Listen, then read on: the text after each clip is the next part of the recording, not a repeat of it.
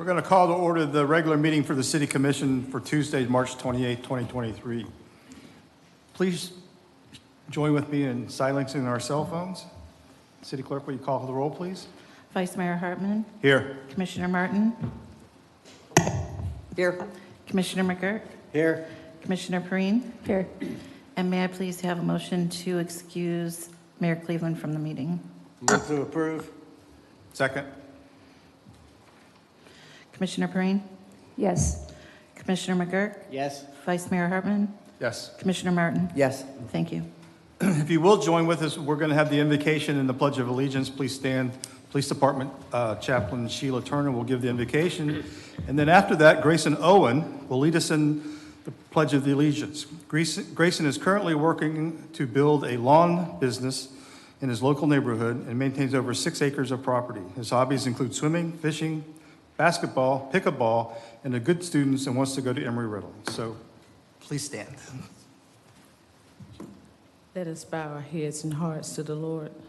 We thank you, Father, for this day. We thank you for allowing us to come together one more time to make decisions for this great city. We thank you for the wisdom and knowledge and encouragements today. In Jesus' name, amen. Amen. Grayson?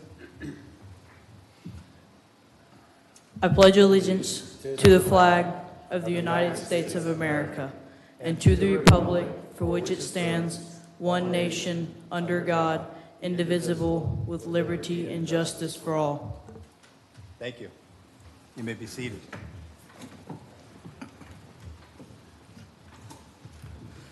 Assistant City Manager Ron Niebert, are there any changes to the published agenda? No, sir. All right.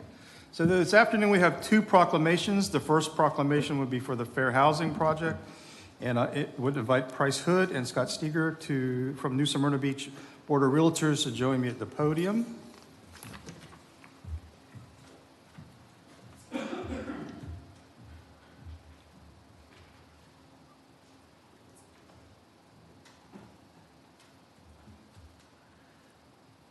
So I was told to keep this short, so where's last? This is a proclamation proclaiming this month, the month of April is the Fair Housing Month. Whereas the Fair Housing Act enacted on April 11, 1968, enshrined in the federal law the goals of eliminating racial segregation and housing discrimination in the United States. And whereas the Fair Housing Act prohibits discrimination in housing based on race, color, religion, sex, familial status, national origin, or disability, commits recipients of federal funding to affirmatively further fair housing in their communities. And whereas the City of New Smyrna Beach is committed to the mission and intent of Congress to provide fair and equal housing opportunities to all, and whereas more than 50 years after the passage of the Fair Housing Act, discrimination persists and many communities remain segregated, and whereas the acts of housing discrimination and barriers to equal housing opportunity are repugnant to a common sense of decency and fairness, I therefore, Randy Martin, Vice Mayor of New Smyrna Beach, do hereby proclaim April, the month of April, Fair Housing Month. I don't even know why the mayor decided not to come tonight. That's a lot to say.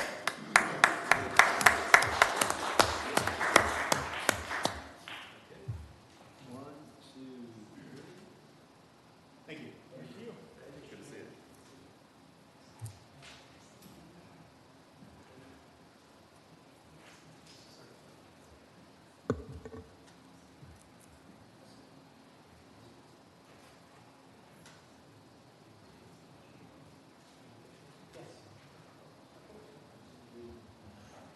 And our second one is for proclamation for the month of April for Water Conservation Month.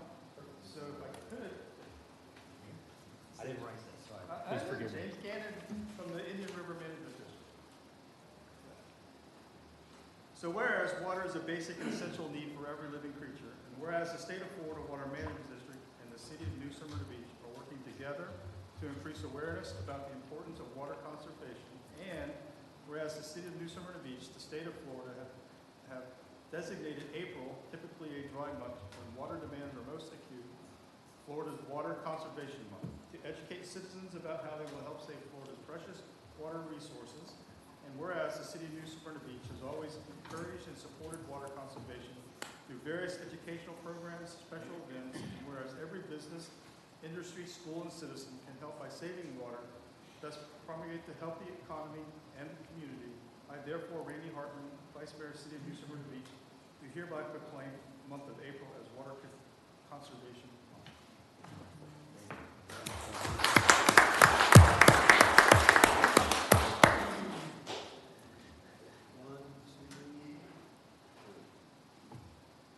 Thank you. Thank you very much. Thank you.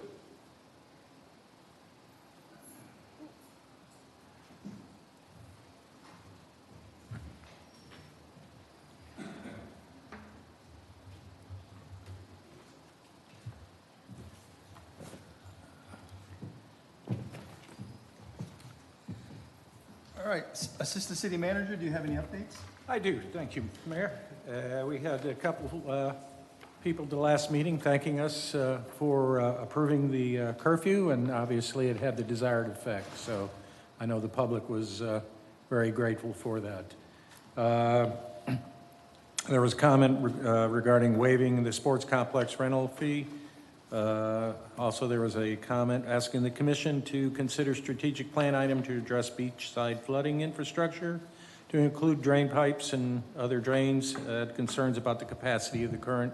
Obviously, that is all going to be covered as part of our overall flood hazard evaluation that we're going through. And a bit of good news related to Volusia Crushing. I've had some very fruitful conversations with the owners of Volusia Crushing in the last week or so. In January, they underwent their annual DEP air quality inspection. There were no findings in that inspection, so in terms of DEP regulations, they met air quality standards for operating their facility. The significant factor, and we believe is the issue that's been addressing the problem, creating most of the problem recently, is they received a new crushing piece of equipment here recently in January, specifically to handle the concrete ties that they are getting from the railroad. The problem with that crusher, most crushers have what's called a mister, which does a light spray and keeps the dust down. This crushing machine did not come with a mister. Now, they are currently working with the manufacturer of the mister to rework it, reconfigure it, to add a mister device to that and keep the dust down to a minimum. They've been very cooperative in giving us information and working with us and providing us information that we've requested. So we're working towards hopefully a meaningful solution for all parties. Thank you. We're up to public participation. If there are any citizens who wish to speak, please approach the podium. You will have 3 minutes to address the City Commission during this period.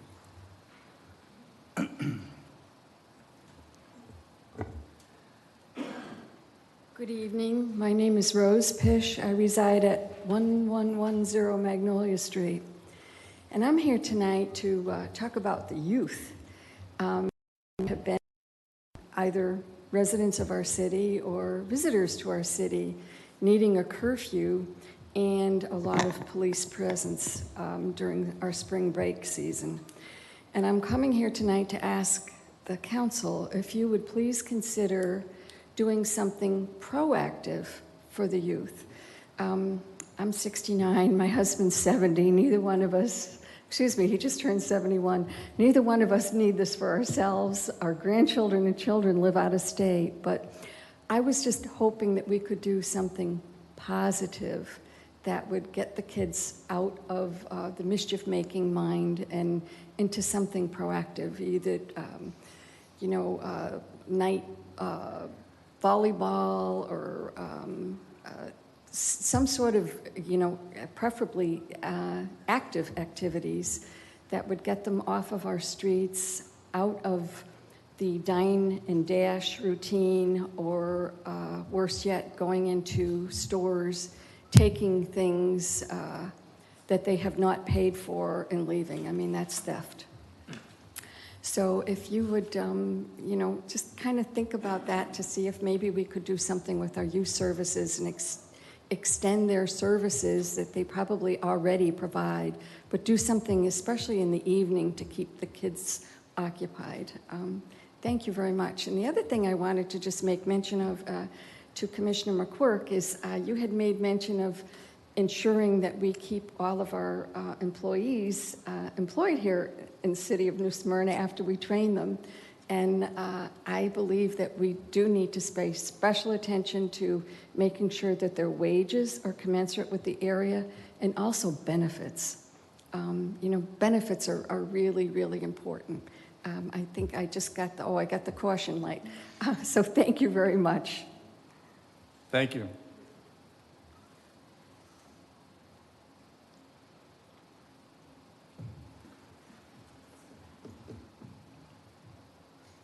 Anybody else for public comment?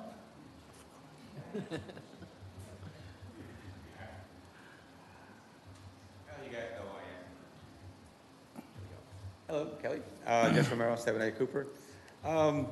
Let's see. Sorry about that. Time's up, sorry. Thanks, Randy. Okay, let's see. Welcome back, my friends, to the show that never ends, which I'm glad you could attend. Come inside, come inside. Come inside, they have. A lot of times they come to you and speak to you about the problems or issues we have in the city here. But I want to talk to you about something that I discovered today, as you say, Vice Mayor Hartman, that next month's going to be Water Conservation Month. I look into the charter, and I'm looking at the LDRs in there, and I see there's impact fees. There's road impact fees. There's fire department impact fees. There's police department impact fees. There's also impact fees for how much the developer has to pay per houses they build. But I did not see any kind of environmental impact fees, any kind of environmental studies into the impact of building, taking out 100 acres, 140 acres, and putting in 400 homes to 1,000 homes. Because right now, we have over 4,000 homes that are in the pipeline of being planned to be built across the city. Now, what is the impact of those homes being built to our infrastructures, to our water supply, to our people? We haven't done that kind of study. I would recommend to the commission that they look at having a study done before any development is approved of the impact study provided and paid for by the developer as to how it's gonna affect the city water and the city roads into there. That's one. The young lady spoke about the youth having something to do at night. I totally agree. The city has a chance to make money off of this deal here. If you were to charge, say, $10 for a dance at the Bay Center, say you put out bowling night, especially at the bowling alley, you rent it out for a night, put a bowling night there, things for them to do. They could be active and not be destructive. That's a great deal to do. The young lady spoke about wages. I agree. Only one problem though. When you increase wages and services, you have to increase taxes. So you gotta balance it. Is it the wages or the taxes? What's it gonna be? Thank you. Thank you.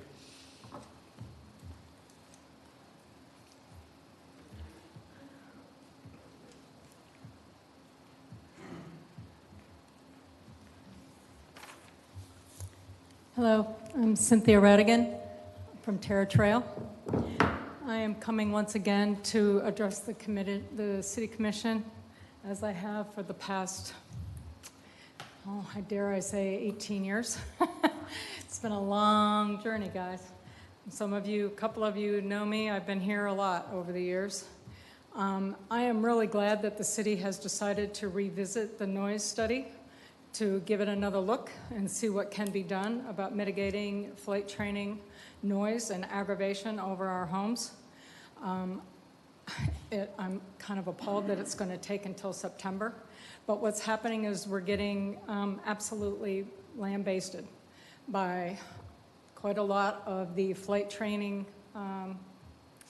mostly Epic Aviation. I hate to put it all on them because I know there's a couple of others as well.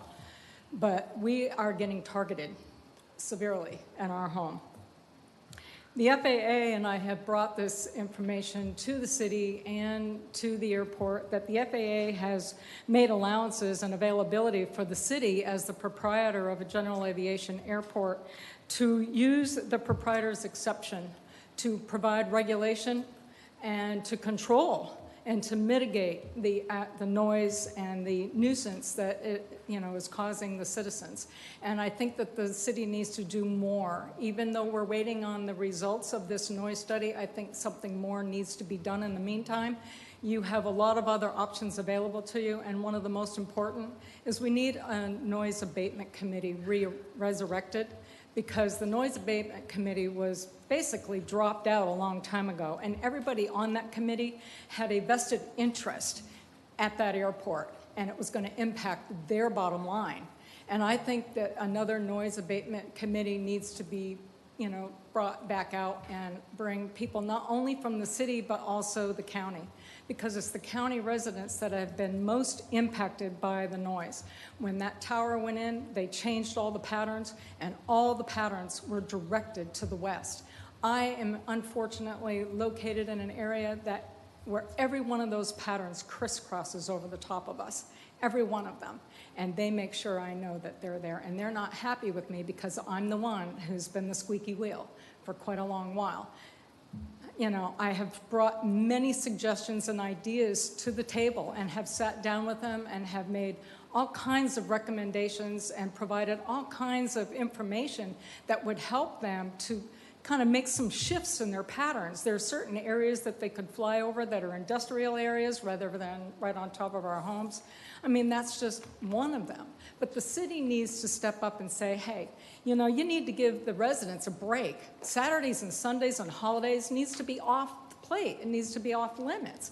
We're getting clobbered every single weekend, and it doesn't matter what time of the day or night it is. They start at 7 a.m. and they go until after 10 o'clock. Some days I've got somewhere between 500 and 800 planes a day over my home, on the average of 48 to 60 or more per hour. Thank when you. Your they're time's flying. up. Thank you.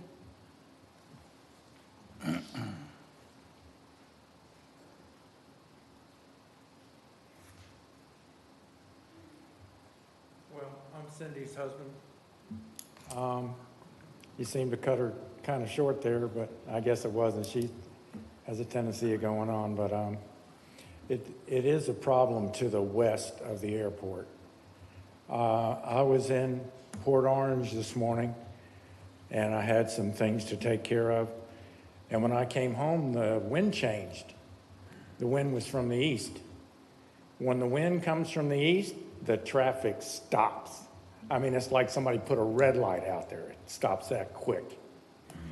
I'd like to know why that happens. And when I grew up in the north part of the state on Amelia Island, and to the idea of something for the kids to do, I think that's a great idea for the kids to have something to do. You'd probably have to get the schools involved and possibly the police department to have one or two people there to just make sure that everybody stays relatively cool, if you know what I mean. And but we had teen clubs for different things, and it was just great. There were a lot of kids enjoyed that, and it was all school kid, school age kids. But it was great. And I don't know if there's any of that kind of stuff going on now around here, but it's a great idea. I'm glad she brought that up. Thank you. Thank you. Can I make a quick statement? Sure. I just want to make a quick statement to Mr. Radigan. When the wind comes out of the east, the reason it stops to the west is because the planes turn around and they take off into the wind. No, the planes stopped. It's, ma'am, don't make me regret making a statement. But when the planes generally take off into the wind, that's all. The only point I'm trying to make. Thank you. Anyone else for public participation?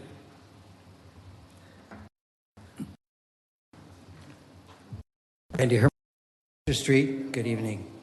I have just a couple things I'd like to address. One is, I think the overall view that I've gleaned about the curfew and the handling of spring break went really well. I'm kind of surprised there aren't more people here today as they were in the last meeting. I do want to really praise the city and the staff for how they set up the discussion about it, the fact that the police chief came with a plan prior to even agreeing on the curfew, to that the city attorney investigated the constitutionality of the legalese and the wording, and that Commissioner McGurk suggested a review, that we really take a hard look at what we did and the pros and cons of that. So I think that set a really good basis for a good discussion, and there was a very diverse group here at the last meeting.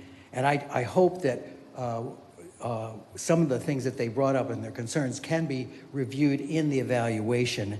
And one is the use of discretion. There was a lot of concern, as we know politically around the country, about discretion in relationship to the police. So I hope we would see that as a criteria. But a subset of that, I think we should also talk about racial profiling. I'm not saying there was any at all, but there was a great deal of concern. And it is a concern in our country, so I hope that's part of the evaluation. And the last is, I haven't heard us talk about the cost of what that cost to mount that kind of a, doubling up or tripling up. And that should hopefully be included in the evaluation. The last thing several people already brought up, perhaps involving the youth council that the city has, and looking at what kinds of things is the city wanting to do for that age group. There seem to be a lot of different groups having some things, but maybe the coordination of that better could maybe come through the youth council as a way of bringing that back to the evaluation. The second thing is the parking task force. You appointed them last time.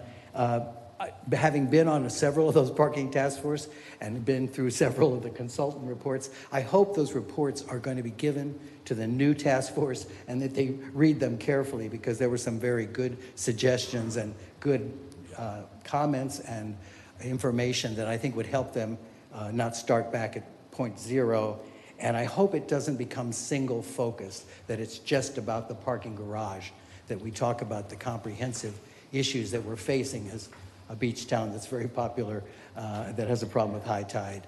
So I hope those things are brought into. So thank you very much. Thank you.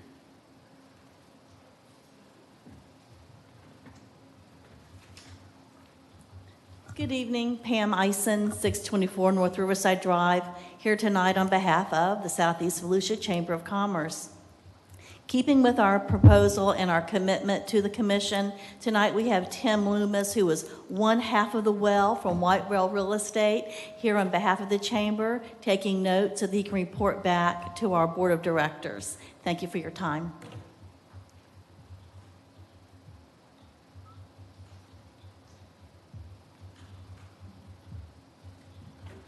Hi, good evening. Teresa Pope, New Smyrna Beach Housing Authority, 1101 South Dixie Freeway. First, I want to thank you for all of your work after Hurricane Ian, but I do want to update you as to the damage done to our property. We lost 38 of 40 units in Live Oak Homes.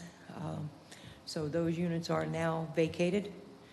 We have relocated everybody with Uniform Relocation Act to different areas in the state of Florida, some other public housing authorities. Everybody received vouchers, so we did help them move. They are boarded up and empty right now. We have a little bit of a situation with the water, because it is a master meter property and the water bill has not changed in 3 months. So we're getting charged $3,000 a month for 2 units. So the water meters are not being read properly. We are trying to address that with the Utilities Commission. Another thing I would like to bring to your attention is the rental of the Coronado Community Center. We were charged, for the rental of that property, which I don't have a problem with, but there was absolutely no parking when my staff got there, and this was a briefing for 40 residents that were getting Section 8 vouchers. So of course, these people have been waiting on a waiting list for 3 years for this opportunity, and to get over there and not be able to find a parking place. My staff are standing on the ground, writing letters on the sidewalk, just so they don't freak out, because they think they're gonna lose this opportunity. We made other arrangements, but the fact that there was absolutely no parking and we were still charged the $100 for the 4 hours that we could not use the facility. So I appreciate your time. Thank you. Thank you.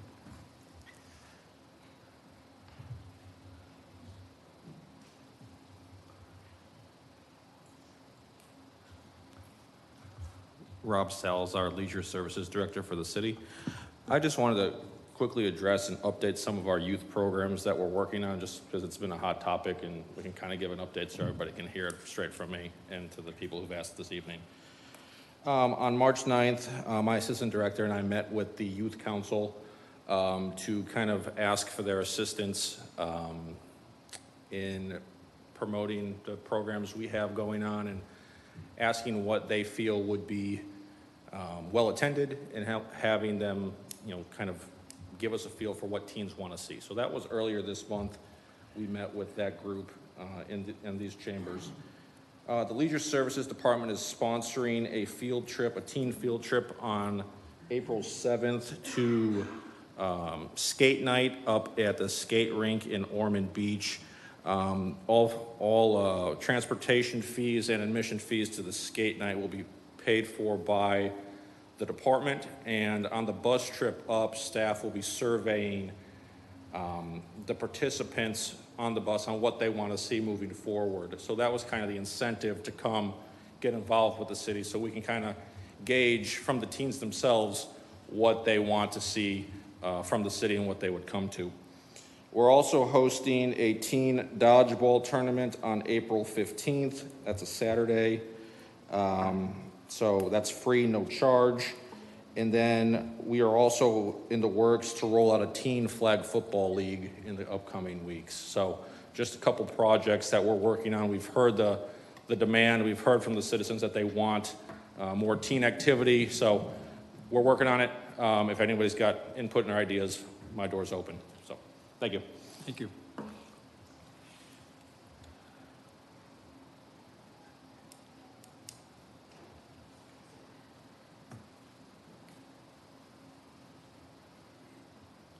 Good evening, Joe Dluback again, 358 Seminole South Circle. Just want to give you a little bit of an update on what's going on at Venetian Bay and the Village Center there. One of the issues continues to be parking. I've got some statistics, but excuse me. Just note that there is a parking task force, and hopefully they'll help solve our problem. The second item is the storefront commercial requirement, noting that because of the PUD designation, the community is supposed to be self-sustaining. Not only was the developer allowed to use a requirement that was 2/3 less than what was initially required, he was also allowed by the city to use the pool as a designation for storefront. A great misclassification, but that pool is going to go away. And when it goes away, there's going to be an issue because now we don't have the required amount of storefront commercial there. The third item is Meeting Hall Community Center, and that continues to be an issue. We did get 1,300 square feet of meeting space, which doesn't satisfy a meeting hall requirement, but in fact it will support some of the neighborhood HOA meetings that we will be needing there. The most critical one right now happens to be an issue that was raised by the Planning and Zoning Board, and that was the architecture for the building going in Village Center East. Historically, the Tuscany Square was the first building there, setting the theme for the Venetian Mediterranean theme that not only exists in that building, but 90% of the residences throughout the community. Unfortunately, when Messina Apartments came along, they were allowed to be more like glorified college dormitories. The issue now is that Messina Apartments may be the standard for what Village Center East is going to look like, and we are greatly opposed to that, and we hope we can resolve that with both the manager and assistant manager in the next week. The last thing I'd like to suggest is there's so many things going on at Venetian Bay. Tongue-in-cheek, I wonder if it would be appropriate for there to be a mini workshop titled Venetian Bay. Thank you for listening.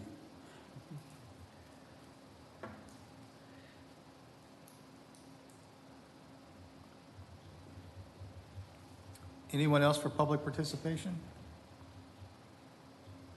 Public participation is now closed. We'll move on to the consent agenda. Does anyone have anything they want to pull from the consent agenda? I do. Just pull 6H for comment, please. Just for a comment? For comment. Go ahead then. She's going to comment. Oh, okay. Based on several discussions and emails I've had, the Beacon Inlet Tide Street closures.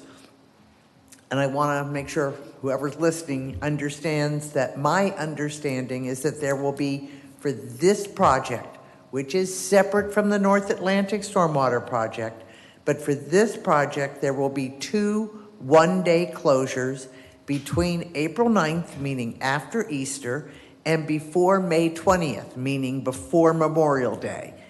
Each one-day road closure will be scheduled for a Wednesday, and electric notification boards will be in operation on the preceding Monday of each closure.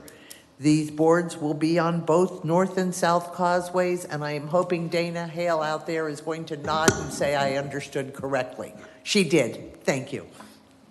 All right, anybody wants, Ms. Perrine? Actually, I was going to pull 6C and 6H for discussion. Okay. You're pulling A and C? No, C and H. 6C and 6H. D and H. Wait. D as in David? C, like cat. Okay. Thank Cat. you. Okay. And H is in, H. got it. So None. some of the H Lisa touched on, but, so go ahead. Do you want me to? On A? No. Okay, no. Okay. So which ones am I pulling? Oh.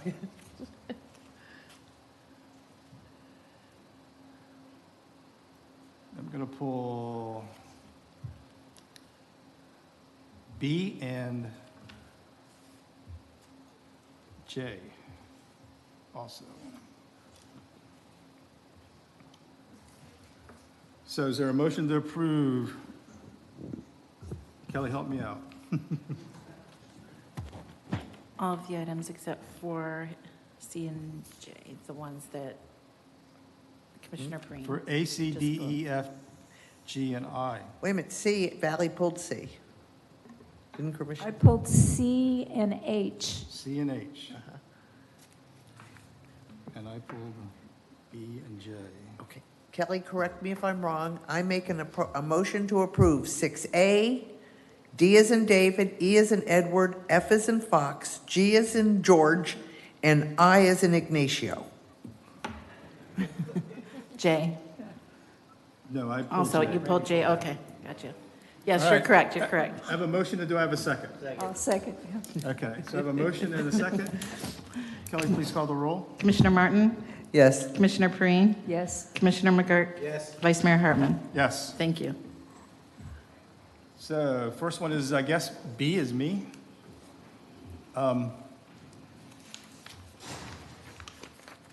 There's multiple parts to this resolution, and there's a part that I have a considerable problems with. And that's a position of increasing staff members during a mid-budget year and with the way that we're actually looking to approve those budgets. I support the police department, as most of you know. In fact, I even brought the community service officers to Chief Coffin a few years ago. He was adamantly opposed to them. So I'm not opposed to the idea of that type of community service officer, but I am in the way that we're going to fund those positions and that we're funding them out of the parking task or the parking fund. Last commission meetings, we proceeded on with a fine grant where we were looking at probably $6 million at some point in the future for improvements to that, and we kind of indicated that those will also be coming out of the parking fund. So I would rather delete those two items out of the resolution at this time, the CSO officers, and until we can bring them back further a little bit more and talk about funding maybe towards, where we are at the end of the year and add them to the budget. I just think adding those types of positions mid-year during the budget when the budget's already set and we're really not sure where we don't have any good indicators on where we're going to be at the end of the year. So I'm opposed to that. Anybody else have any comments? I can only say that I think Eric is asking for the most cost-effective support he can get, and I am absolutely supportive.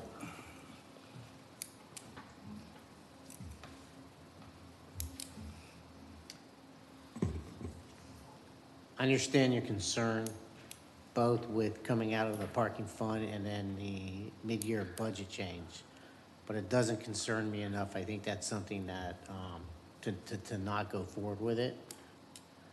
That is certainly something that I think we should take a look at in the future. I also have or share the concern that we're starting to spread out this parking fund money pretty thinly.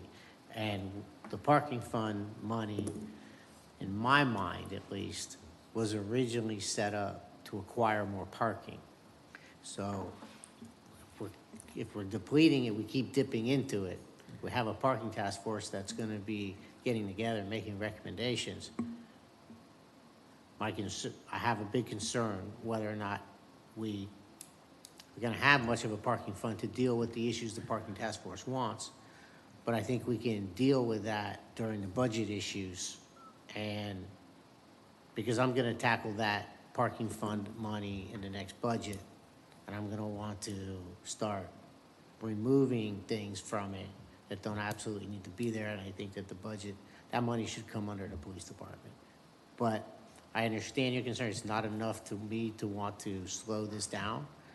But clearly something I agree that needs to be dealt with going forward in the budget. Commissioner Perrine?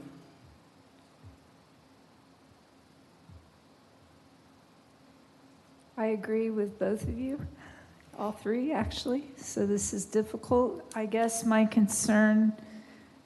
two concerns, I do want to offer what our chief needs, because this has been an area that's growing and this has been an area that we've been receiving a lot of funding from. I also have the concern that we've got a parking task force now, and I just want to make sure between the last two commission meetings that we've had, we've voted on things coming out of this fund. So Khalid's not here, but Ron, I don't know if you can elaborate on the money coming from these funds. I haven't taken a good close look at the fund balance effect on this in relation to the capital project, so I couldn't give you a clear enough answer. I think that's the only question I had, is future issues that we have upcoming with our parking for the city. We already heard a lot of comments about tonight that the Coronado didn't have parking, and so we're trying to whittle those problems away. We just need to make sure the funds are there when we pull these funds out. I understand. One note on the Coronado Civic Center, because Ms. Pope and I discussed this earlier. That event was trying to take place in the middle of spring break. It was an extraordinary week, and I would hope that on any other week it was nothing like that. So we agree that there are issues, but spring break is clearly an extraordinary time, and I think all the more reason to support Eric's request for CSOs.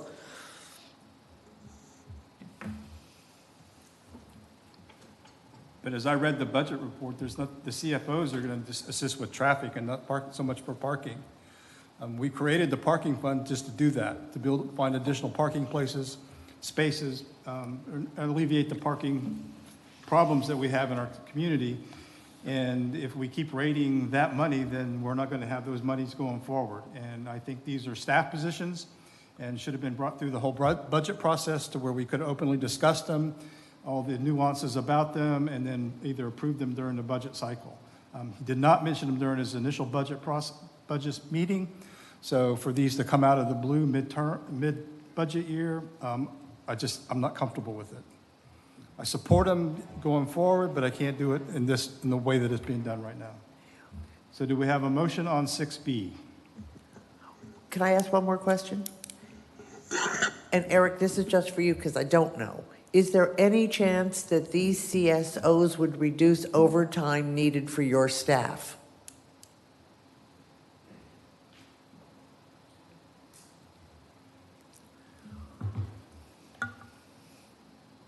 No.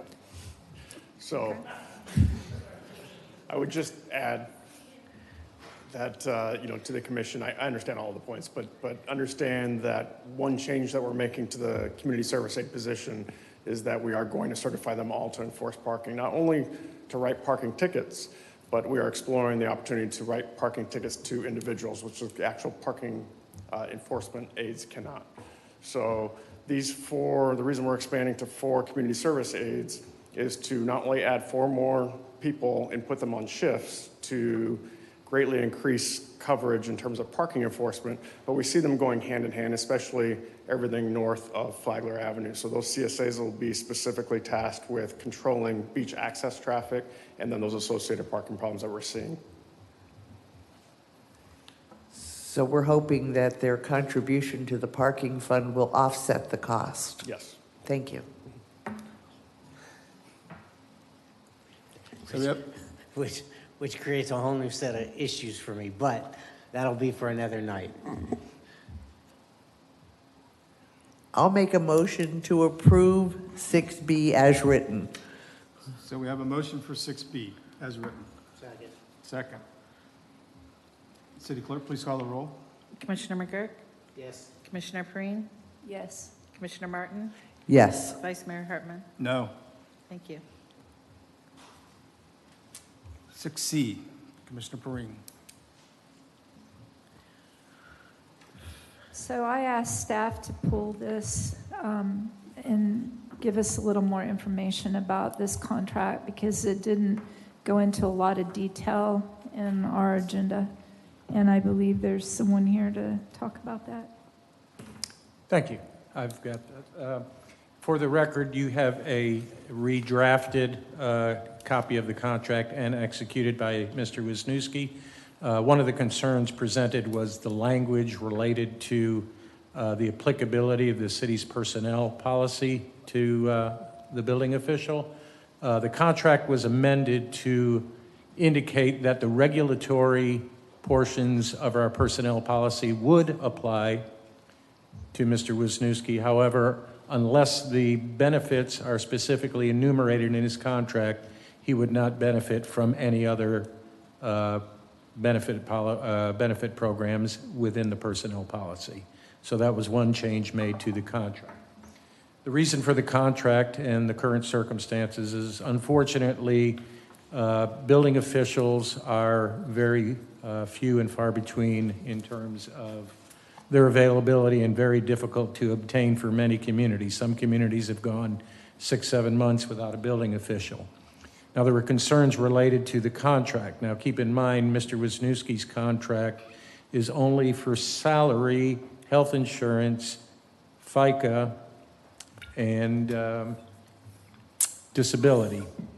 Now, he receives no pension contribution as part of his contract. So if there in concerns with compression or internal comparables with other staff members, keep in mind those other staff members receive an additional 8% of contribution towards a pension fund that Mr. Wisniewski doesn't. So in analyzing Mr.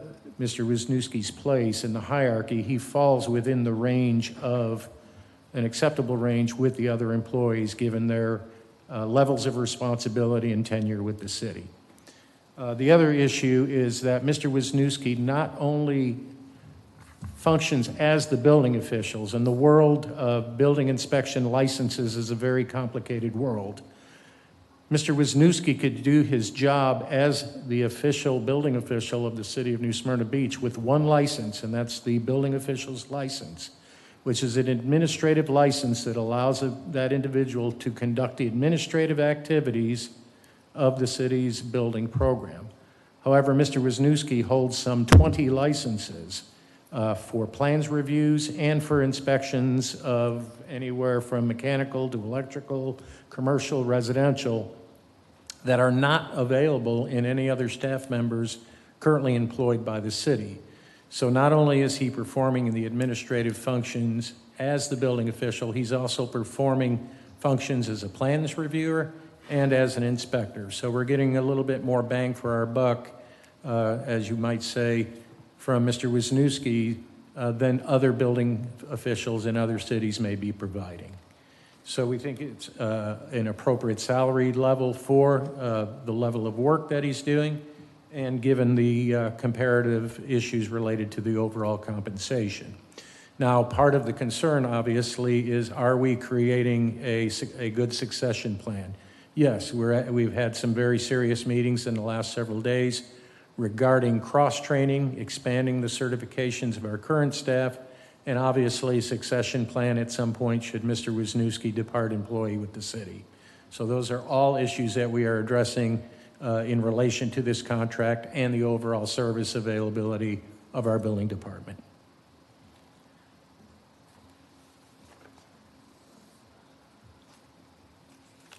Thank you. Thank you. That's all I have. No other questions? Is there a motion for 6C I'll make a motion to approve 6C as written. as amended? As the contract was amended? I'm looking at just the words here, as amended or as the words on the agenda. I'll second that. A motion and a second. Commissioner Martin? Yes. Commissioner Perrine? Yes. Commissioner McGurk? Yes. Vice Mayor Hartman? Yes. Thank you. All right, 6H. So I pulled this for discussion because we received an email from several citizens concerning the closure of the street, but I just wanted to make note that most of those tasks were responsibilities of the City Utilities Commission, not us. But I believe someone may be here to talk more on from what Lisa said. Yeah, Ms. Hale's here from the Utilities Commission to answer any questions or address any public concerns. And Ms. Hale, I hope you will clarify that we are talking about two distinctly different projects with two distinctly different contractors. Yes, for certain, it is not the North Atlantic Water Main or Stormwater Project. That is Thank correct. you. Name and address for the record? Come again? Can you state your name and address Oh, for the sorry. record? Dana Hale, my personal address or my You can use your work. Okay, 200 Canal Street, New Smyrna Beach, Florida. Thank you. So the emails from the citizens, there were 2, 3 on that thread, some of the concerns they have.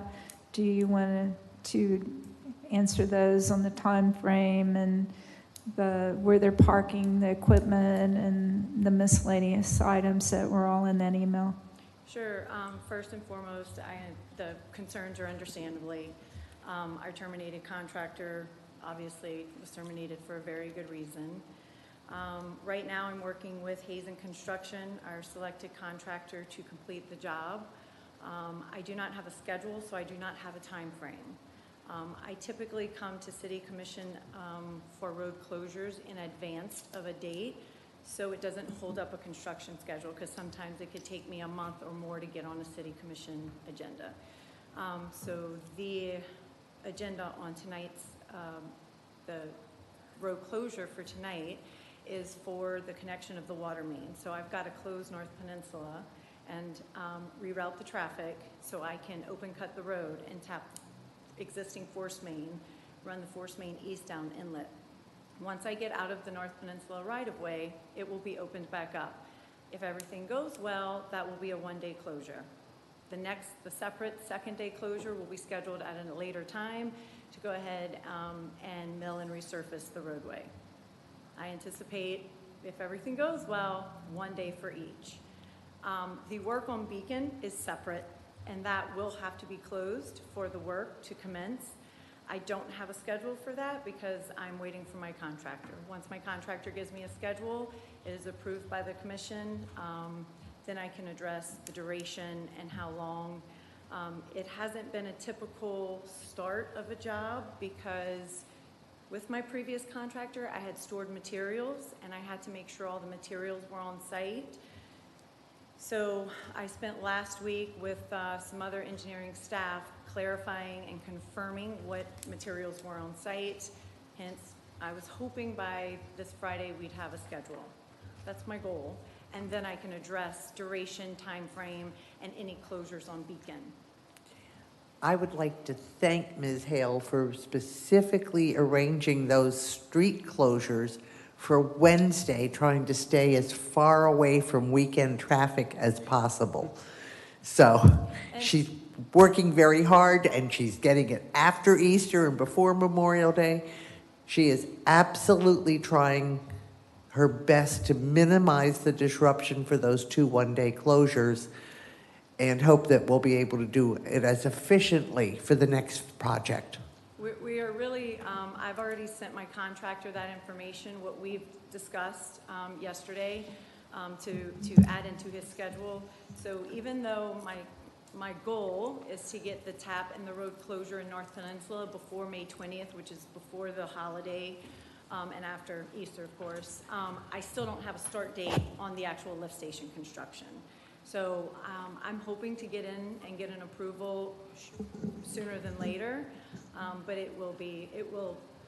construction will breach the summer time, which is unfortunate, but I've got to get the station replaced. Thank you so much. All right, anything else? So is there a motion? I'll make a motion to approve the temporary road closure located at the intersection of North Peninsula and Inlet Street. And I'll second. Motion's made, seconded. Any discussion? Kelly, call the roll.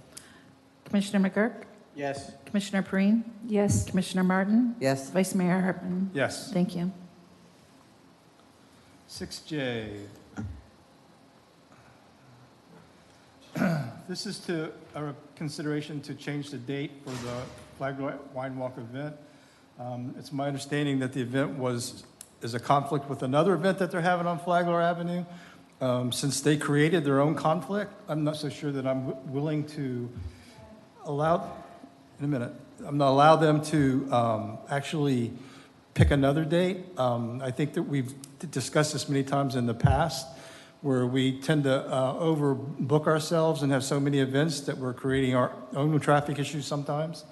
So since it's something that they created on their own or even with it amongst themselves, then if one of them wants to cancel or they just want to continue with the date that they have, I'm comfortable with that. But to cancel it and move it to another date, I'm certainly opposed to that. I'd like to Sure. speak on behalf of Flagler Avenue Business Association. I'm Zoe, 306 Flagler Avenue, and I'm the president. I wanted to let you know that we are hearing the commission and we're trying to be responsible. The event in question that has been scheduled after we got our 12 months of Wine Walk at your request approved in advance was just recently announced. It is not a Flagler Avenue Business Association event. It is not something that we've planned that we're in any way affiliated with. But we are wanting to be responsible because it's Bike and Bar. It brings a lot of people, not just to Flagler, but it brings them, all over the city. And we do not feel like it would be responsible to have Bike and Bar and our Wine Walk on the same weekend. So we basically asked for a date change of a week ahead because we can't stop Bike and Bar, but we can change the event that we have scheduled. So this event is in no way affiliated with Flagler Avenue. In fact, I think I can speak on behalf of Flagler Avenue that we wish that this event, wasn't, interfering with our planned, because we have a lot of followers for Wine Walk, and we don't like the fact that we have to change the date, but we think it's just the responsible thing to do. May I ask? Sure. Who announced the summer solstice bike and bar date? I'm not aware. It's not anybody related to Flagler Avenue. From what I understand, it's a long-standing thing that some guy says he's just getting together friends and he's created a Facebook page. I've never met the person that organizes it, but I think it's been going on for years and years, and it can be rowdy. It can be rowdy, and we don't want our wine walk to be associated with that rowdy event. And it was just recently announced, and that's why we came and said, can we please move our wine walk and not have these two events happening at the same time? Could I see, Eric, do you know if there is, I'm sorry, Chief Rob? Feldman, do you know if there's a way to contact the Summer Solstice Bike and Bar? Because I'm disinclined to have our people change because some random person has decided to have an event. I think Rob has some information for us, so if you can please come forward.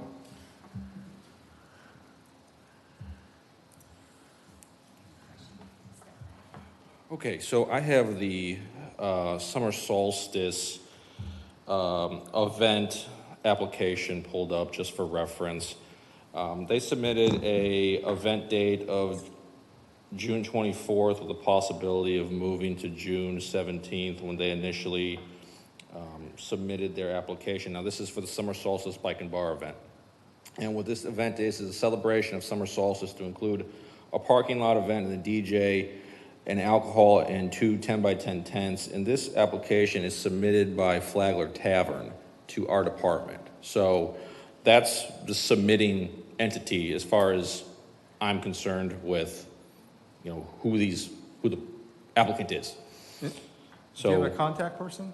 Yes, it's Elaine is listed as the contact on the application. All right. So. Thank you, Rob.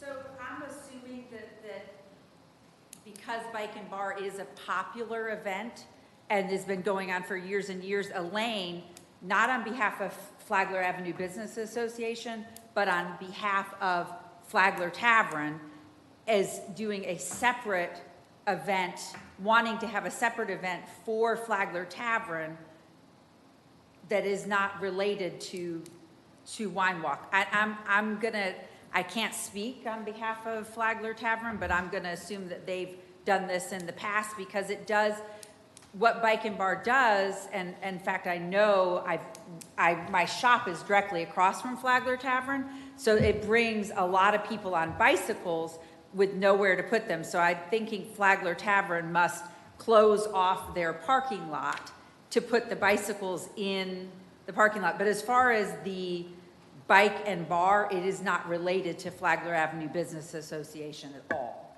Okay, I can't help but think that Flagler Tavern would be aware of the fourth Saturday wine walk. I mean, it seems to me it would be open for discussion why that would change if the summer solstice application is coming from within FABA. Well, I think that this person just announces a date that they choose that is not something that they announce it, and I'm guessing that Flagler Tavern then applied for that application. I'm only speaking on behalf of FABA tonight, only on behalf of that this the Bike and Bar has nothing to do with FABA. The separate application in relationship to Flagler Tavern, I feel like that should be taken in a completely different light than what I'm speaking on behalf of. So is Flagler Tavern a part of FABA? Flagler Tavern is a member of FABA, yes. Okay.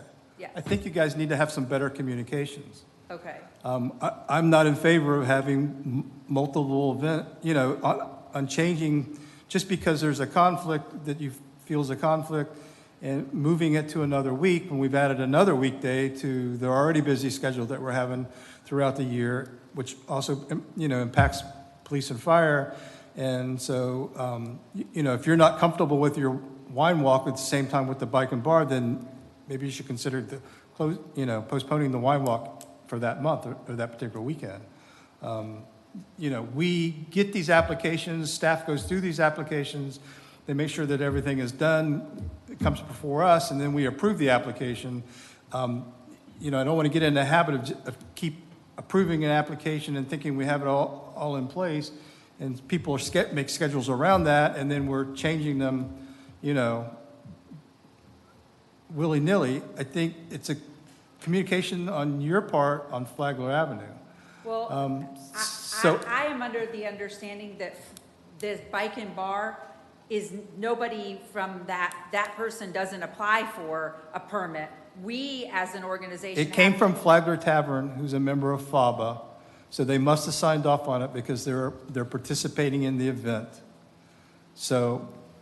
They're participating in the event once it was announced by a group that's not related to FABA, is what I'm trying to say. It's kind of two separate things. They're participating in it, but it's not an event that's related to FABA. Okay. And we have to approve our wine walk 12 months in advance. So if an outside organization comes in and says, we're trying to be responsible and not have bike and bar, which is a very rowdy event, and wine walk on the same weekend, because I think it would be easier on the police force. And so that's why we asked simply to move it up 1 week before. Okay, we have your request before us. Thank you. Is there a motion? I'd like to Okay. ask a question to Zoe about FABA. So the marketing materials for your wine walk, your posters and everything, are those already printed for this event on June 24th? No. Okay, so I know that Flagler Tavern puts this tent up after they find out when Bike and Bar is. I think it's two separate things. And I just want to commend you for trying to stagger events because of all of the public complaints that we're having too many in one weekend. So I just want to recognize you for trying this. So I wonder, would it help if we delayed this motion to where you guys could work this out with Flagler Tavern and then present it back, or is that too soon for June? Because I'm thinking that you guys are bending and doing all this for a group that just says, hey, we're having bike and bar this weekend, and It is, I appreciate those comments, because I know that it is very separate, and as a business, Flagler Tavern capitalizing on something that is a very popular event is one thing, and I don't want them to be lumped in with FABA, because FABA is trying to listen and hear what you guys have said to us. Please try not to have too much going on, but it doesn't feel quite fair to us to have our event that is a long-standing tradition that a lot of people look forward to canceled because somebody else decided that's the date, and we have no control over that. And so that's why we were just trying to be responsible. And I think we all appreciate you trying to be responsible. One reaction I have is that if I were a regular participant, I would probably show up on the fourth Thursday anyway, because I wouldn't be looking for the reminder. I just know it is, The other question I would have is, and I would like to involve Eric, because we know he's the one that's going to be responsible for the street. I would assume that you're going to get a large number on the fourth Thursday, whether you hold wine walk or not, and you're going to have to explain to these people they missed it. It was the last week. It was, it was an anomaly. And I'm trying to figure out what would be best from Eric's perspective in terms of handling what I'm hearing are three different things: the unsanctioned bike and bar, the Flagler Tavern summer solstice, and the wine walk. So the wine walk has had to be moved to the third Saturday quite a few times due to holidays. One year it fell on Christmas Eve.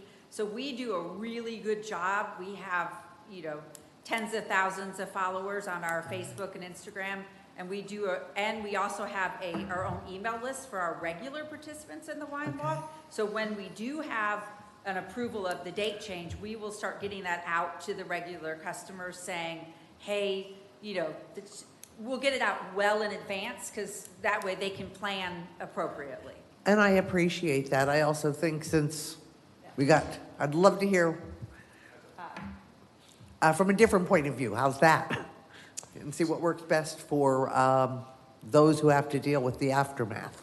So they're considerably different events in terms of public safety, right? Mm-hmm. So there's no question Bike and Bar is the biggest drain on police department resources because of the fact it typically starts, all the way down at the end of South Atlantic and then comes into town. We have to deploy a lot of police officers to keep that under control because of the sheer amount of bicyclists who are clearly drinking. That's the point of the event, right?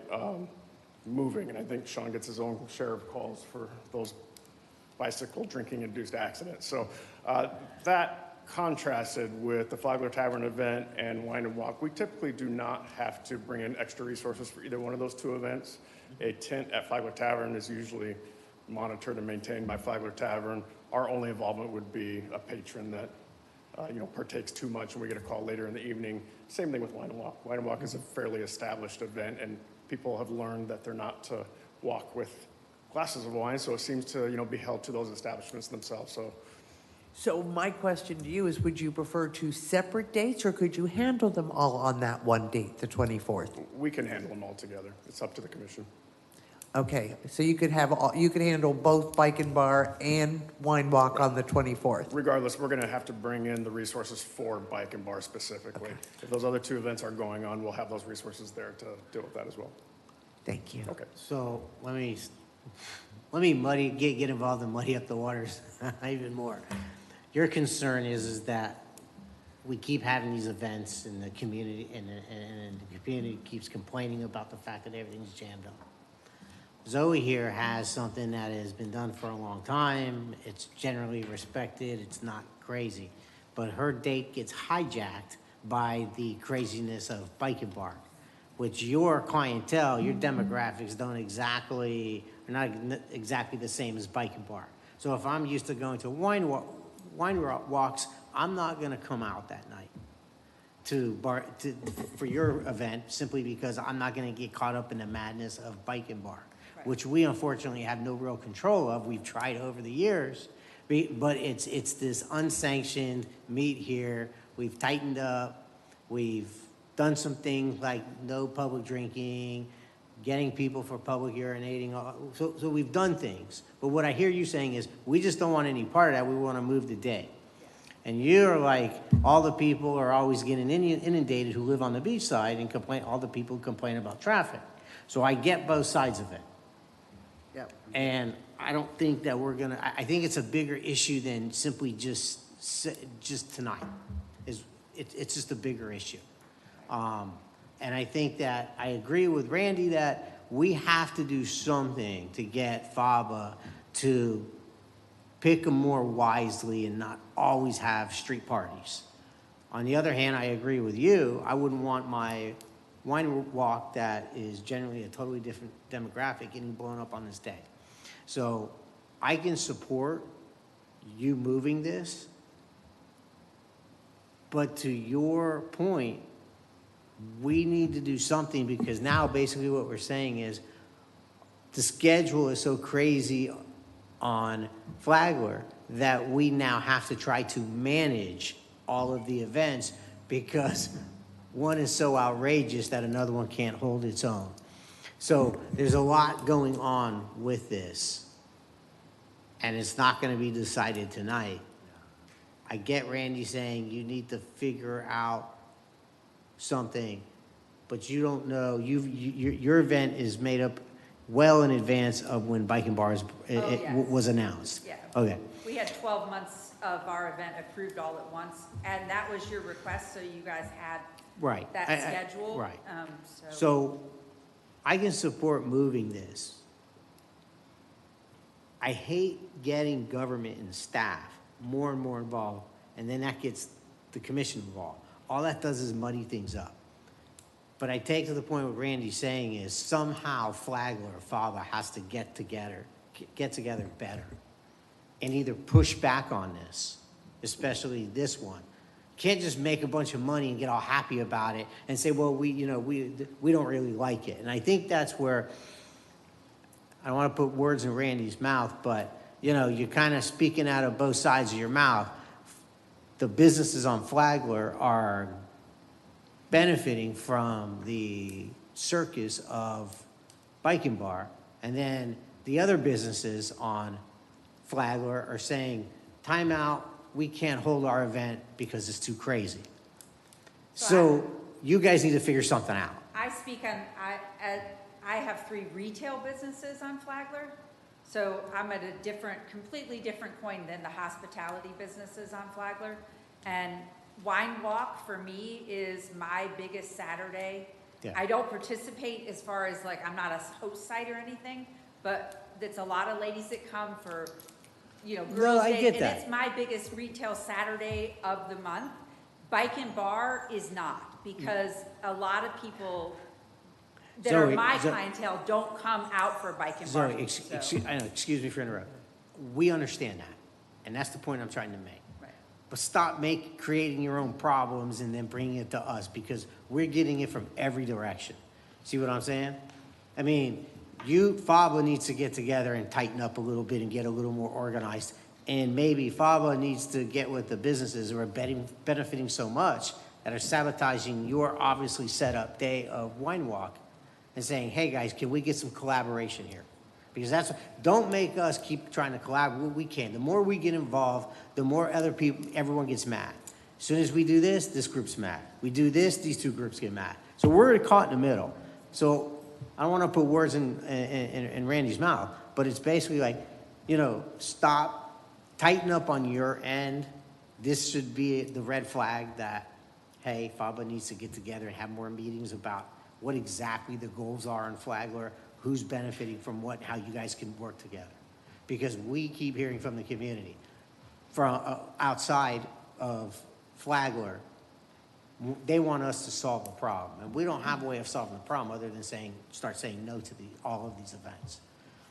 Which, of course, I get it. You're doing it the right way. Bike and Bar doesn't. Right. And I feel like we have been listening and we have been getting together and sharing calendars and really working on making sure that our events add value to the businesses. So I feel proud of the steps that we're taking, and I feel like we have been making improvements. And it's a shame that this outside organization came in, and I feel like I came up here wanting to be responsible and say, hey, we want to move our date so that we're listening and you don't want too much going on Flagler at once, and then you're complaining that I had to ask for that when it was really out of my control. But I do appreciate your time. With respect to what I'm saying, I agree with you 100%. You're doing the right thing. Thank you. And I would do the same exact thing. 2 totally different demographics. Your Wine Walk is getting hijacked by Bike and Bar. No question about it. We're just asking that. I think FABA, which represents the businesses, need to get together a little bit, and maybe Bike and Bar doesn't blow up your event if all the bars don't cater to Bike and Bar so much. Just saying, right? I will share that back with FABA, and I do appreciate your time. I have one more question. Is there any way that we can push back against Bike and Bar? We have no way of pushing back, because again, remember, I'm also thinking the next weekend's 4th of July weekend. So we've got a whole series here, and the culprit or the bad guy in the game seems to be this unauthorized group. So I'd rather get rid of the unauthorized group and protect our local businesses. I can tell you that as the years go by, we are increasing enforcement. So long gone are the days of ignoring open containers, drinking and biking, or public urination, I think was brought up. We will be out there enforcing this from beginning to end. From when they bring in the pickup trucks filled with bikes and go down to JB's? You know, if that's lawful, obviously, right? So in terms of them, if they're not speeding as they're driving down to JB's, no. But they're going to see, like spring break, we did roll out probably twice as many resources last year as the year before for Bike and Bar, to try to kind of minimize the impact. And we did honestly not see a big impact on either our resources or on the city. I think it's, you know, it's similar to our posture with spring break. We're just going to have kind of high visibility and make sure that we use our social media to let everybody know that we'll be enforcing those city ordinances. I'm just trying to figure out if there's any way that our FABA businesses can feel secure having their regular Thursday or regular fourth Saturday and take care of our businesses. And it seems like you should get priority. You were there first. So maybe because you're making such an impression on all the businesses on the street, this time we can get an approval, and then the posturing that you're having across the board is really improving things, and we're very grateful. So maybe this time we can get approval for a date change, and then we can reevaluate if it happens again in the future about not asking for that based on the new ways that you're handling the rowdiness. So I would really be open to that. I'll make a motion. Okay. Consider the approval of the one-time change of date for the June 24th Flagler Wine Walk event. Do we have a motion? Do we have a second? Second. Have a second. Any further discussion? City Clerk, please call the roll. Commissioner Martin? No. Oh. Oh. Sorry. Commissioner Martin? Which one is You. I'll vote yes this one time, but with obvious reservations. Commissioner Breen? Yes. Commissioner McGurk? Yes. Vice Mayor Hartman? That's me. No. Thank you.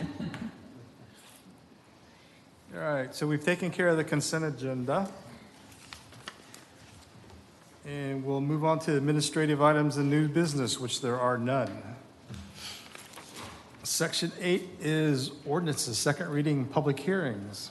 It's a quasi-judicial public hearing that will be conducted to consider the approval of a special exception application number SE 2-23 for the property located at 332 North Dixie Freeway.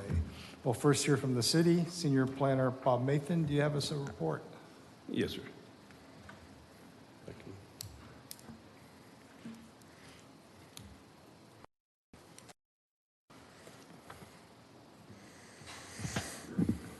Okay, Mayor, Commissioners, the business owners at 332 North Dixie Freeway have requested a special exception use approval for outdoor display as a limited use associated with an outdoor patio furniture business.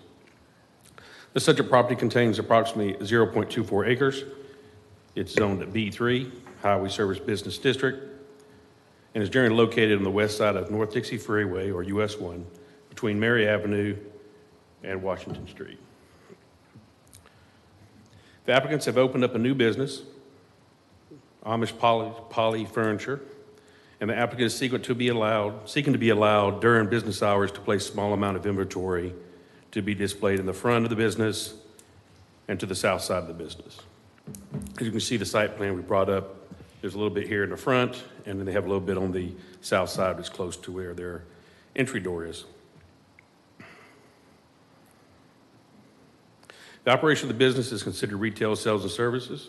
That is a permitted use in the B3 zoning district, but outdoor display would be a special exception use. The applicant is proposing to place a limited amount of outdoor display during business hours between the hours of 10 a.m. and 6 p.m. And you can see in the photos, that is actually the showroom that's inside the building.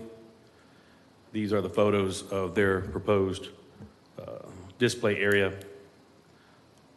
And the next photo shows that they would not be violating any type of visibility issues with traffic coming down the road.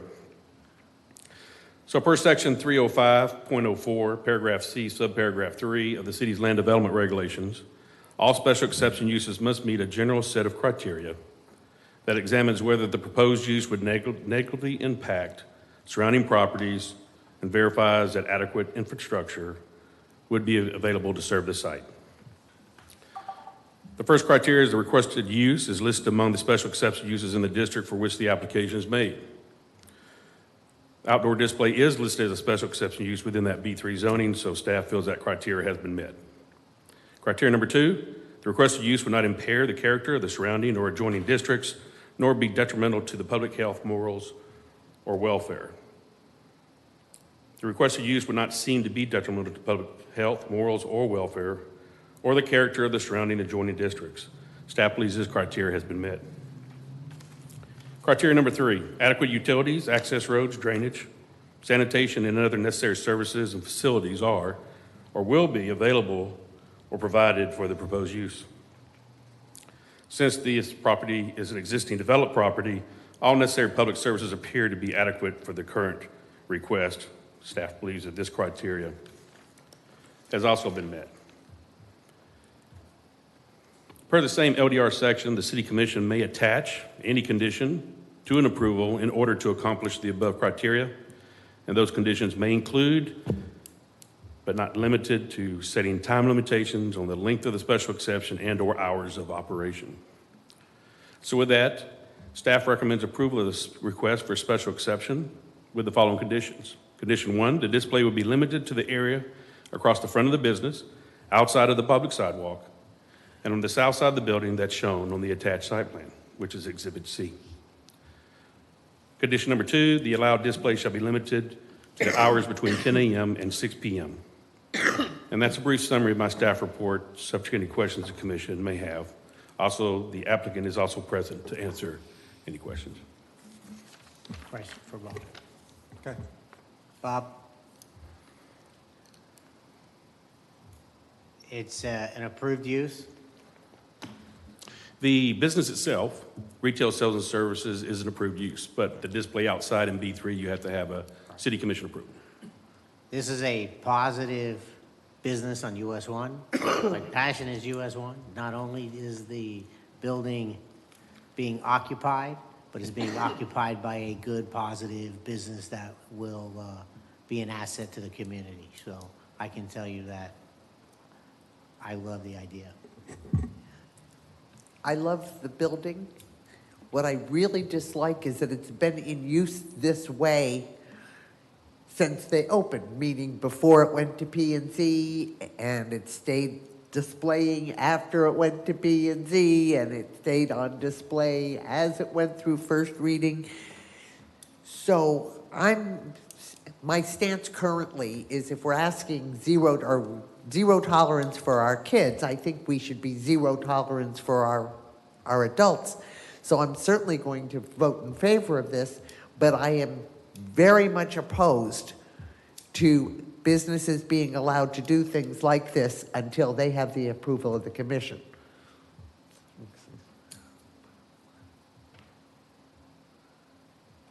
I live close to this, and I noticed it, and I thought it was attractive, and I was excited that they were there. Personally, if I were to open this business, I wouldn't know that I'd need a permit for dragging furniture in and out.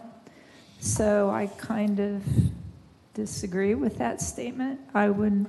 How much was this exception for that? How much did this cost them?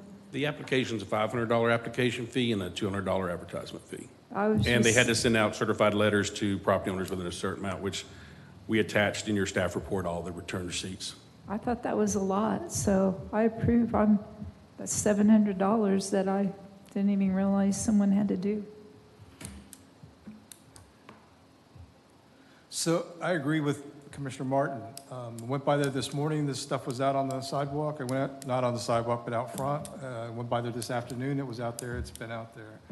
I don't have a problem with the special exception, but I do have problems with businesses not being compliant until they get their final order. So I'm sure you guys will make that known going forward, to any other future applications. So is the applicant present? And do you wish to make a statement, or? We'll notate that as a group of the commission want us to move forward. We'll notate that.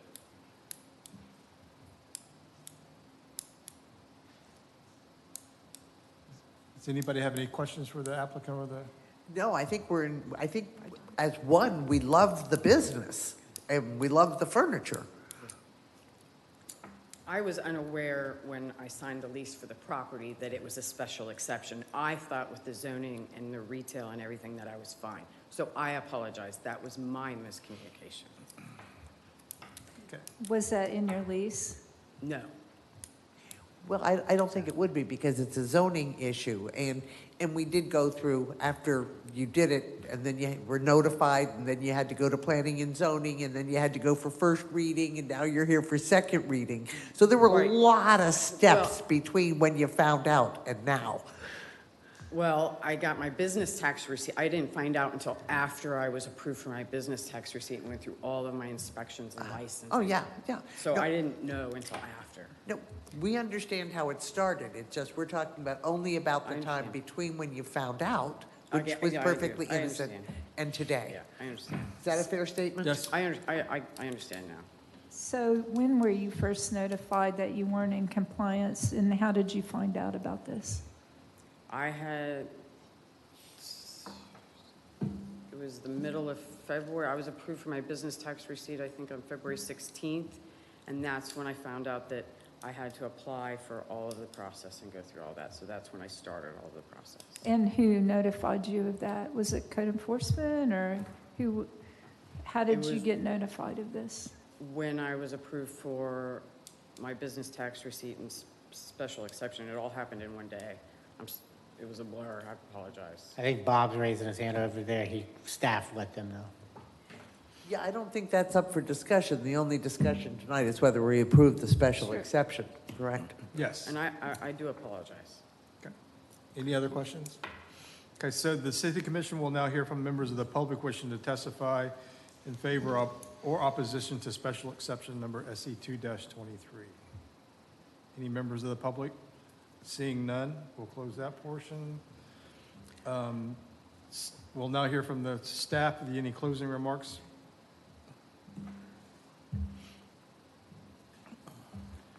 It did happen pretty fast. We tried to get her on the first available Planning and Zoning Board meeting, which was early in March, and then this would be the next meeting after that. So we tried to work as fast as we possible so she could hopefully get this approval so her business could flourish. Well, Bob, I want to say thank you for working a small business owner. You know, she knows how to sell her furniture and stuff, not necessarily how to navigate all that.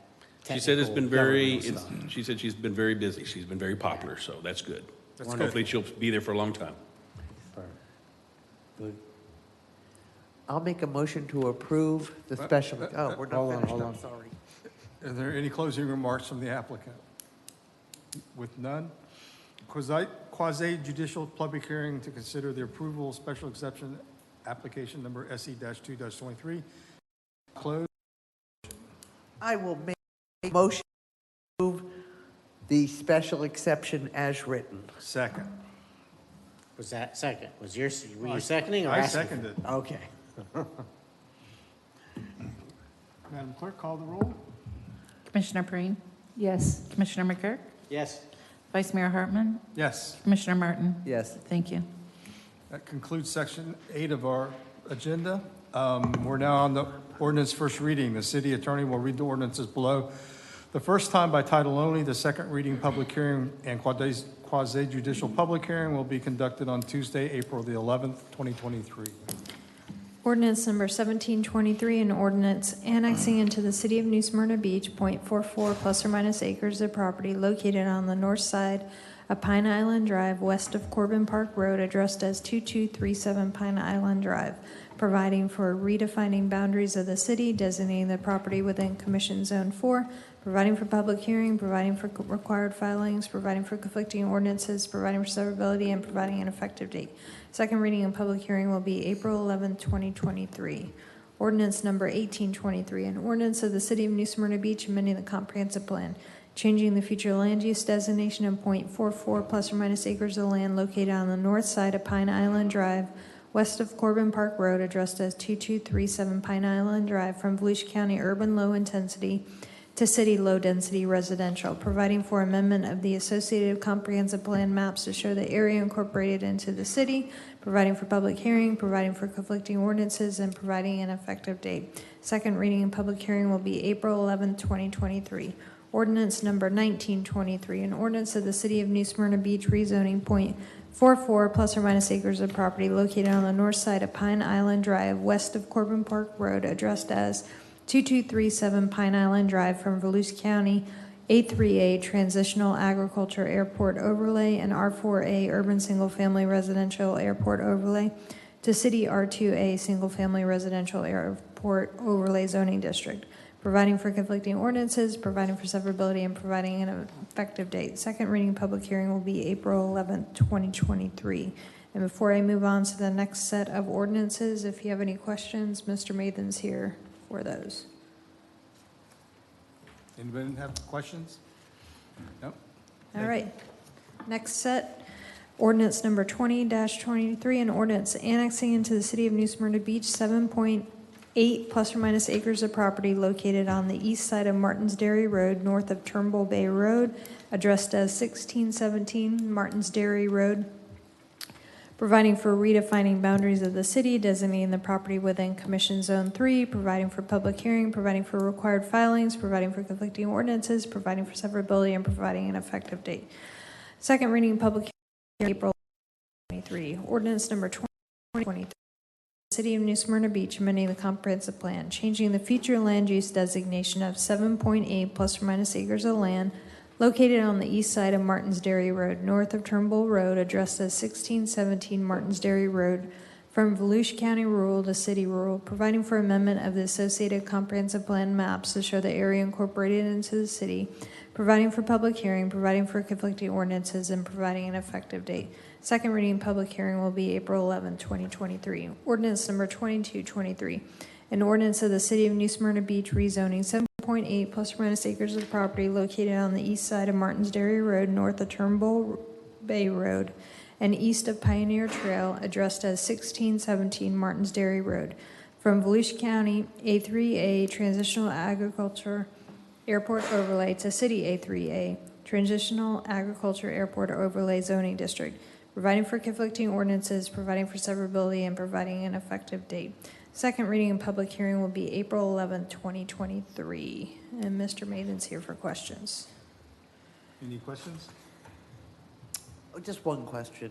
There doesn't happen to be a for sale parcel of about 2 acres contiguous to this, does it?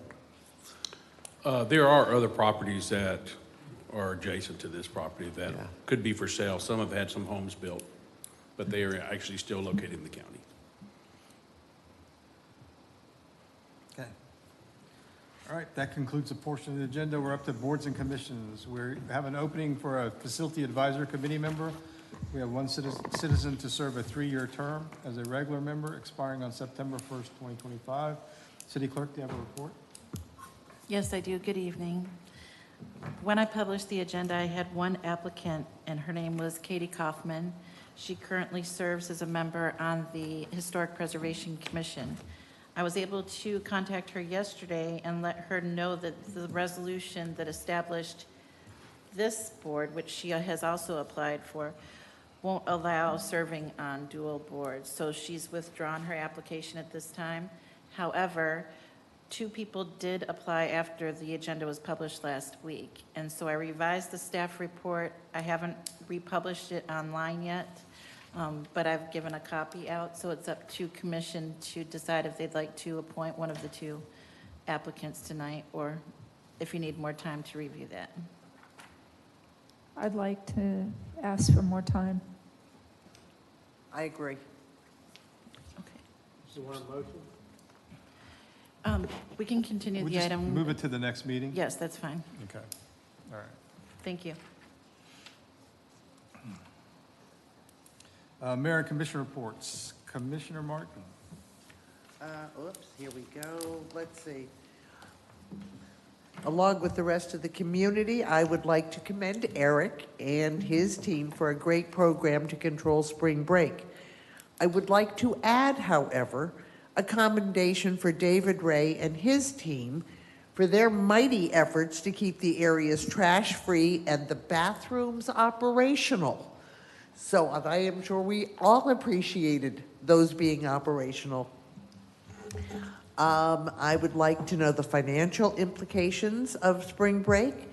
We had a huge LEO and mutual aid, and so I would like to have a report of what that cost us. And not just in dollars, but I know we have to give mutual aid back, obviously. So there's time and money involved in that. I attended the World Forum for Acoustic Ecology. This forum was held in the United States for the first time and is a much bigger deal than one would think because sound is pretty much a big part of the world. So anyway, many fascinating installations were on display at the Atlantic Center for the Arts. I also attended Doris Leeper Day at Canaveral National Seashore, presented by Friends of Canaveral in honor of Women's History Month. Before founding Atlantic Center for the Arts, Doc Leeper was instrumental in having Canaveral National Seashore established as a national park, so she was a busy woman in addition to being an artist. Thank you. Thank you. Commissioner Perrine? Last week, we had the Charming Home Tour, and I had 409 people from the Residents Coalition go through my tiny house, and it was a lot of fun. We had a great time, and the docents were amazing. So that was a very good event, and I was really glad I participated in that, and a lot of thank yous to them. I have an FYI and a save the date. May 4th we have a workshop that day from 9 to 1, but it's also the National Day of Prayer.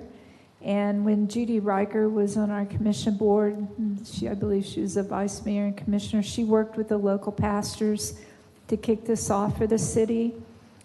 We do have a volunteer lead pastor that has agreed to do this, and in the past, I believe there were 2 meeting times. I'll get with Khalid when he returns to see if we can get the mayor to speak along with the pastors, and I'll speak a little more onto this later. It's just an FYI for now. Thank you. Commissioner Gert? So I just wanted to bring up, we had, ever since the storms, the town has been unusually busy, definitely during the fall, winter time. And then, of course, the last month or so, we've seen tremendous traffic. So I want to bring up the fact that we can't stop the growth. And our infrastructure doesn't even necessarily have room to grow to accommodate the growth we're seeing now. And when I say growth, I'm not talking about homes being built here. I'm talking about the thousands of people who come into our community every day to enjoy the things that we love. So unfortunately, we can't put up a wall or a gate or a toll booth because we certainly would have by now.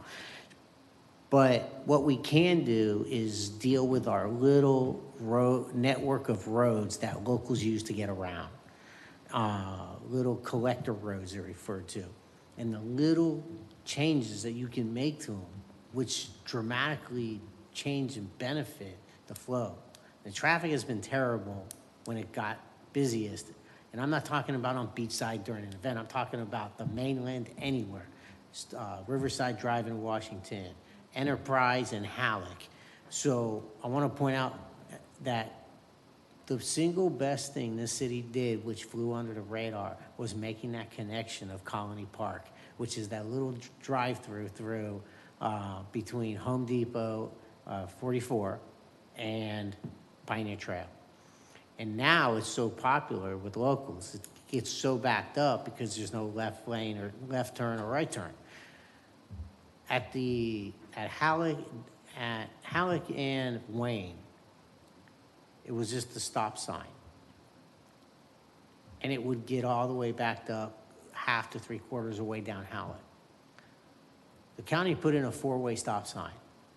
And it's amazing how efficient that intersection works now.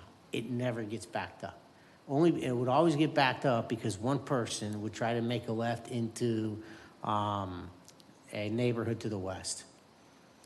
Name is, I'm drawing a blank off You're the top of my thinking head. about Pine Island and Timber Trace. Thank you. So perfect. You know exactly what I'm talking about. So I just want to remind that when we deal with this anxiety and problems we have with traffic, there are many little things that we can do to our little local network of roads to help the locals. And so I'm going to be identifying with staff areas that I think would be very beneficial, little adjustments. So I think that's, you know, we want to solve the big problems, but many times we can't do that. They're out of our ability to do so. But those examples are what we get, little tiny stop signs or a cut through, a left turn lane or right turn lane will make huge changes to positively how we flow and the traffic moves throughout our community for us, not the people who are traveling. So just want to bring that up and make that observation. And if you hear me chirping about it in the future, you'll know who is coming from and why. Thank you. Thank you. So I have a couple things, and apparently with the earlier conversation, we have this issue about a non-sanctioned event that we have no control or regulatory problems over. You know, how do we deal with that, and how do we deal with that in the future? I think I brought this up before, and we may want to look at possibly passing an ordinance that says if there's a group of 20 or more, they have to get a permit. And you know, and that way it would give us we'd have contact information, some way to regulate, you know, who's in charge, who's a responsible party, and then that would give you some enforcement powers that says, well, you don't have a gathering permit, so you're in violation of city ordinance, you have to disperse whatever. So that may be something that if we can get a consensus at a later date, that we may want to push forward at a later time. The other thing I wanted to talk to you about is, as you know, that I'm a member of the TPO, and as such, it's come to my attention that we, since I was the backup person before Jason retired, I now don't have a substitute to fill in case I not show up. So I was wondering if, since the mayor's not here, he doesn't get a pick. So I was wondering if either one of you two wanted to be considered for an alternate for the TPO. According to their bylaws, I simply send a letter writing your name and give them notice. I have to warn you, though, that they meet once a month, but there's a ton of paperwork when they send out their agenda that they're going to email you. So if anybody's interested in that, let me know. I'm game. Okay? Is that all right? All right. So she's game. We'll take care of that. And then the other thing that I found out was we don't have anybody who's representing us on the Citizens Action Committee. That's a smaller subcommittee of the TPO, and that can be any citizen within the community. Again, it's simply an appointment by me. So I have one person in mind. I spoke to that individual. He seemed to be willing to serve in that capacity, David McKenna. So if you guys will get with me in the next week or so, and if you have somebody else in mind, and then we can, I can ferret through that and make that appointment. I think it's important that we have people on these subcommittees because that's a chance for them to network with others within the community, within the county, and to get on board with some of these traffic improvement projects that are out there. Certainly will give us some insight, can certainly push forward some of our agendas, our little connector roads here and there maybe in the future. So it's important that if we're entitled to a position on that subcommittee, then we certainly should have someone there. But I'm going to need someone who's going to commit to at least once a month. So if you'll get with me in the next week, I'll be happy to take care of that. And that's all I have. City managers or assistant city managers report? I have nothing further. Thank you. City clerk, do you have a report? The assistant city clerk and I went to a meeting last Monday at the Supervisor of Elections office, so I've included a little bit of information on there. We'll be posting the upcoming election dates for 2024 already. And so that just means any candidates and political parties, political action committees need to register with our office. That's it. City attorney? Nothing further. Okay. With that, we have no other business before us, so we're adjourned.